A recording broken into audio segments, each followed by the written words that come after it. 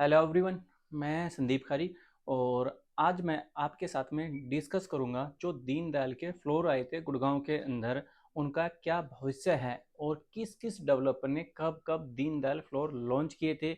और इस दीनदयाल फ्लोर को जो है गवर्नमेंट ने एक पॉलिसी निकाली थी जिसमें कि जो एक मिडिल क्लास की फैमिलियां हैं, मिडिल क्लास की जो एक बायर होते हैं वो अपना घर ले सके या अपना घर परचेज कर सकें। लेकिन डेवलपर ने जो है इसको अपना कहीं ना कहीं धंधा बना लिया था। प्लॉट निकाल लेते कि भाई प्लॉट जो है आप इस रेट तक ले सकते हैं, यानी कि जो हमारा सर्कल रेट होता है या किसी भी सिटी का उस सर्कल रेट तक ले सकते हैं। लेकिन गुड़गांव में चल क्या रहा है, भाई ये तुम्हारा सर्कल रेट हो गया, इतने का आप चेक दे दो और इतना हमारा कैश हो गया, इतना कैश दे दो। जो नौकरी करने वाला आदमी है वो तो कभी भी सोच नहीं सकता, क्योंकि जो कैश रहता है वो कहीं ना कहीं चेक से ज्यादा रहता है। सपोज डेट कि आपने 2 करोड़ रुपए का प्लॉट खरीदा तो उसमें ये बोलते हैं कि 1 करोड़ रुपए कैश ला के दे दो, तो 1 करोड़ को वहां ही चला गया आपका। बाकी 1 करोड़ पे जो है 20% सेल्फ फंडिंग करके 80% आप लोन ले लें। तो ये एक छोटा सा पॉइंट था। सेकंड ये है जो दीनदयाल फ्लोर आए थे, किस डेवलपर के फ्लोर अच्छे रहे हैं और किस डेवलपर ने क्या कमी करी है, तो वो एक बार हम डिस्कस कर लेते हैं। तो सबसे पहले जो दीनदयाल फ्लोर आए थे गुड़गांव में, वो सबसे पहला लाइसेंस जो था, जहाँ तक मैं मानता हूँ 37D सिग्नेचर ग्लोबल का था। उसके बाद दूसरा जो लाइसेंस था सेक्टर 89 के अंदर एम3M और स्मार्ट वर्ड का था। ये तो गुड़गांव की बात है। ऑल ओवर दीनदयाल जब प्लॉट आए थे, प्लॉट के बाद जो पहला लाइसेंस था वो सिग्नेचर ग्लोबल का ही था। लोकेशन की बात करते हैं तो लोकेशन थी हमारी सेक्टर 36 सोहना। गुड़गांव का नहीं था, सेक्टर सोहना का था ये, मैन सोना रोड पे ही, जहाँ पे कि हमारा जो मुंबई एक्सप्रेस वे बिल्कुल उसके साथ वाली लैंड थी। उस पे इन्होंने पहला प्रोजेक्ट निकाला था पार्क 2 एंड 3। फिर इसी का पार्ट 2 निकाला था, एक्सटेंशन निकाला था। फिर इन्होंने इसी के साथ में पार्क 4 एंड 5 का फेज 1 निकाला था। फिर इसी का फेज 2 निकाला था। उसके बाद इन्होंने licence sector 37D signature global ने लगाया था। उसी के साथ साथ में जो है हमारा प्रोजेक्ट आया था स्मार्ट वर्ड M3M का, जो सेक्टर 89 के अंदर था। और उसके बाद सिग्नेचर का ही प्रोजेक्ट था सेक्टर 81, उसके बाद 92 के अंदर था। उसके बाद हमारा सेक्टर 93 के अंदर भी सिग्नेचर का प्रोजेक्ट आया था। और बात करता हूँ सिग्नेचर का 37D2 के नाम से, सेक्टर 37D के अंदर ही आया था। तो मैक्सिमम जो प्रोजेक्ट हैं दीनदयाल के वो सिग्नेचर ग्लोबल के हैं।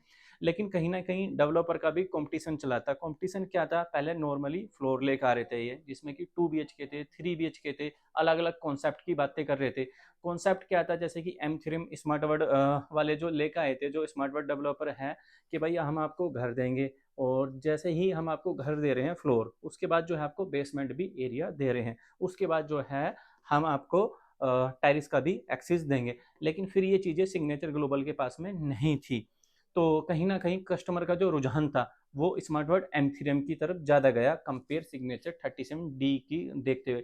लेकिन कहीं ना कहीं सिग्नेचर ने भी फिर ये चीज़ें एड ऑन कर दी कि भाई हम भी आपको बेसमेंट के अंदर ऑफिस स्पेस देंगे और आपको टेरिस भी देंगे, यानी कि दोनों ही चीज़ें देंगे। तो ये चीज़ें थी जो सिग्नेचर ग्लोबल ने एड ऑन करी थी। और फिर सिग्नेचर D2 में सेकंड प्रोजेक्ट लेकर आया था, उसमें नहीं थी। लेकिन इसमें कमी कहाँ रह गई हैं वो मेन चर्चा का विषय है, तो उस पर हम आज प्रकाश डालते हैं विस्तार से।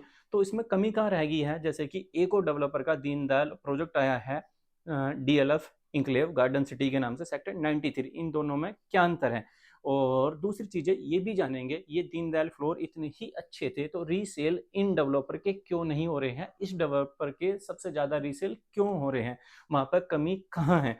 तो सबसे पहले जो मेन कमी आई थी वो ये आई थी, जैसे कि हमारा ये घर चल रहा है तो इसके घर के पैरेलल जो है दूसरा घर भी ऐसे साथ साथ से चल रहा है। यानी कि यदि मैं बैल्कनी, ये एक बैल्कनी होगी, एक बैल्कनी ये होगी, तो दोनों के बीच में एक छोटा सा ना के बराबर ही बिल्कुल गैप था, जहां से कि हम एक दूसरे की, अगर आप बीड़ी या सिगरेट पीते हैं वो शेयर कर सकते हैं, चाय पी रहे हैं तो वो भी चीजें शेयर कर सकते हैं। तो ना के बराबर गैप है, एक कमी ये थी। दूसरा, पब्लिक को कहीं ना कहीं एक टॉपिक है जिसपे बेवकूफ बनाया गया है, भाई आपको बेसमेंट भी दे रहे हैं, बेसमेंट के अंदर ऑफिस स्पेस है। भाई जो आप ऑफिस स्पेस दे रहे हो मैक्सिमम, जिसमें कि सिग्नेचर डेवलपर भी है, M3M भी है, स्मार्ट वर्ड भी है, ठीक है, भाई ऑफिस स्पेस दे रहे हैं। ऑफिस स्पेस तभी तक कहलाया जाता है अगर आप उसमें वॉशरूम दे रहे हैं या वेंटिलेशन दे रहे हैं। अगर उसमें वॉशरूम नहीं है, वेंटिलेशन नहीं है, तो किस काम का है वो, किसी भी काम का नहीं है मेरे हिसाब से। और यही चीजें यदि मैं सेकंड डेवलपर की बात करता हूँ, DLF, DLF garden city enclave के नाम पे। उन्होंने जो फ्लोर प्लान बनाया अपना वो भी एक दीनदयाल ही था। क्या था, घर को दोनों साइड से ओपन कर दिया, यानी कि अगर आपके सामने से 10 मीटर की रोड है तो पीछे भी इतना गैप है कि आपको 10 मीटर का गैप बिल्कुल चमकेगा, दोनों साइड से बिल्कुल ओपन है। आप दोनों को मैं कंपेयर कर रहा हूँ, दोनों समझते जाना, अच्छे से आपको एक्सप्लेन कर रहा हूँ। दोनों साइड से घर ओपन कर दिया, वो एम थ्योरम, स्मार्ट वर्ड या सिग्नेचर ने दोनों साइड से ओपन नहीं किया था। एक पॉइंट ये आ गया। सेकंड पॉइंट ये था जो मैंने आपको बताया कि बेसमेंट में जो है आपको वेंटिलेशन भी दिया और वॉशरूम भी दिया। और थर्ड पॉइंट पे ये है कि आपने सुना होगा अधिकतर कस्टमरों से कि एम थर्म ने भी ये बोला था हम माईवान कंस्ट्रक्शन आपको करके देंगे, स्मार्ट वर्ड ने भी यही बोला था माईवान कंस्ट्रक्शन करके देंगे, और सिग्नेचर ग्लोबल ने भी कहीं काफी हद तक ये बोला था माईवान कंस्ट्रक्शन करके देंगे। लेकिन अब एम थ्री स्मार्ट वर्ड की बात करता हूँ 89 की, तो उन्होंने कहीं पे माईवान कर दी, कहीं पर ब्लॉक लगा दिए, 10 कॉन्ट्रैक्टर छोड़ के भागिए, कम पैसे में जो है कॉन्ट्रैक्टर को जो है कॉन्ट्रैक्ट दिया हुआ था। तो कई सारे कारण ये रहे थे। और दूसरी चीजें, अब मेन चीजें जैसे कि मैंने कहा था, आप रीसेल किसका हो रहा है किसका क्यों नहीं हो रहा है, तो ये कमियां निकल के आई है। जैसे कि मैं डीएलएफ गार्डन सिटी इंक्लेव की बात करता हूँ, तो इसकी भी लॉन्चिंग जो है 1.5 साल पहले की थी। 1.5 साल बाद यदि जब इन्होंने अपना फेस 1 निकाला था तो 1,29,50,000 रुपए में इनका 3 BHK ऑफिस स्पेस जो था, वेंटिलेशन वॉशरूम के साथ में था, टेरिस का एक्सेस था। आज उसके जो उस टाइम पे जीएसटी के साथ में जो पैसे दिए थे 32,50,000 रुपए दिए थे, आज यदि वो बंदा रीसेल करने जाता है डीएलएफ वाला, ठीक है, तो डीएलएफ वाला जो है खड़े पैरों अपनी यूनिट को रीसेल कर सकता है, क्योंकि कॉन्सेप्ट अच्छा है, ठीक है। ये नहीं था कि दीनदयाल की चीजें केवल एम थ्योरम के पास में थी, डीएलएफ के पास में भी थी। अगर चीजें डेवलपर अच्छी करना चाहता तो कहीं ना कहीं चीजें अच्छी हो सकती थी, लेकिन डेवलपर को केवल एक ही चीज से मतलब था, उसका प्रोजेक्ट बिकना चाहिए, जो एंड यूजर है वो बाहर में जाए, उससे कोई लेना देना नहीं है। डीएलएफ ने बहुत अच्छी करी, और डीएलएफ के पास में जो है फ्रंटेज भी अच्छा था, और ऐसा नहीं था। डीएलएफ की भी बात करता हूँ, बीच बीच में एक दो जगह अदर लैंड भी थी, एम थ्रीम के पास में भी अदर लैंड थी। ये नहीं है कि जी एम थ्रीम की जो है अदर लैंड आ गई, डीएलएफ के बीच में अदर लैंड नहीं थी। ये केवल सोच के ऊपर डिपेंड करता है, नीयत के ऊपर डिपेंड करता है, क्या चीजें कौन सी कहाँ लगा रहा है। डीएलएफ ने बोला था भाई मैं माईवान कंस्ट्रक्शन पे बनाऊंगा, आज एक एक टावर एक एक यूनिट आप जाके देख सकते हैं माईवान कंस्ट्रक्शन पे है। और यूनिट जो है, अगर आप एक यूनिट रीसेल में लेने जाओ तो आपको 15 दिन की वेटिंग पे एक यूनिट मिनिमम मिलेगी, 15 दिन आपको चक्कर काटने पड़ेंगे। और वही चीजें सिग्नेचर ग्लोबल में उल्टी होती है, यानी कि जैसे कि आप बायर हो, आप खरीद रहे हो, और जो सामने वाला बेचने वाला सेलर है, सेलर आपका वेट करेगा 15 दिन, बहू जी ले लो ले लो। तो ये कमियां थी जो दीनदयाल फ्लोर में बहुत ज्यादा रही हैं। ऐसा नहीं है कि प्लॉट साइज छोटा था, 10 बाई 11 के बेडरूम है, यदि मैं बेडरूम से ही कंपेयर करता हूँ, जो हमारा प्लॉट साइज होता है 180 स्क्वायर यार्ड का, उसके नीचे पे ही हमारे दीनदयाल फ्लोर बने हुए हैं। तो आप डीएलएफ का लेआउट उठा के देख लो, सिग्नेचर का देख लो, या एम थ्रीम का देख लो, आप डीएलएफ का लेआउट बहुत शानदार मिलेगा, दोनों साइड से बैल्कनी है, किचन के साथ में वेंटिलेशन है, 8 बाई 5 के जो है डीएलएफ के अंदर जो आपका वॉशरूम मिल जाएंगे। और वही मैं स्मार्ट वर्ड में जाता हूँ तो 4 बाई 5 के आपको वॉशरूम दे दिए। कोई मोटा सा आदमी अगर वॉशरूम में चला गया तो इतनी जगह नहीं रहेगी कि वो सही से अपना वॉशरूम भी यूज कर सके। तो ये बहुत बड़ी कमी रही है जो डीएलएफ ने ये अच्छी की है, और बाकियों ने कमी का नाम मतलब कई गुना कमी छोड़ दी है। दूसरी चीजें एक और एम थ्रीम और स्मार्ट वर्ड की साथ होती हैं। अब डीएलएफ जो है अपने कारपेट एरिया पे ट्रांसफर चार्जेस लेता है। मान के चलो अगर कारपेट एरिया आपका 900 स्क्वायर फीट का है तो 100 रुपये पर स्क्वायर फीट चार्जेस लेता है। और भाई साहब एम थ्रीम वाले क्या कहते हैं, कस्टमर का भाई रिटर्न आ गया चलो 10 लाख रुपए, भाई साहब हमें तो 590 रुपये पर स्क्वायर फीट ट्रांसफर चार्जेस चाहिए।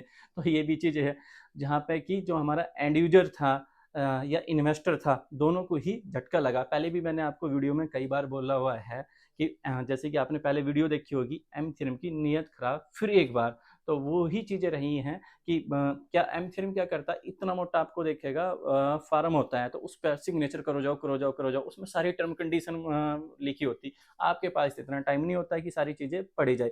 डीएलएफ का इतना सा फॉर्म था, आपको 5 सिग्नेचर करे थे जयराम जी की।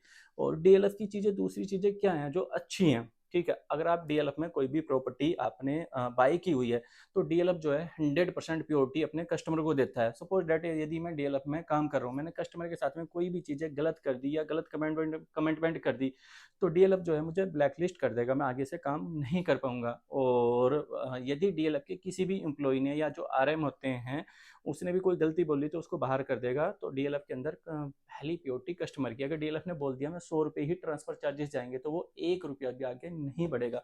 लेकिन M3 में ये चीज़ें उल्टी हो जाती है, यदि उन्होंने 100 बोला है तो वो 1000 भी कर देगा, भाई घर की सरकार है, कुछ भी कर सकता है। तो ये कमियां रही थी, ये कमियां नहीं थी कि हमारा 180 गज के प्लॉट पर कुछ भी नहीं बनेगा या कुछ नहीं बन सकता है। अगर नीयत अच्छी हो तो बहुत चीज़ें अच्छी करी जा सकती हैं, तो ये सबसे अच्छी चीज़ें रही थी।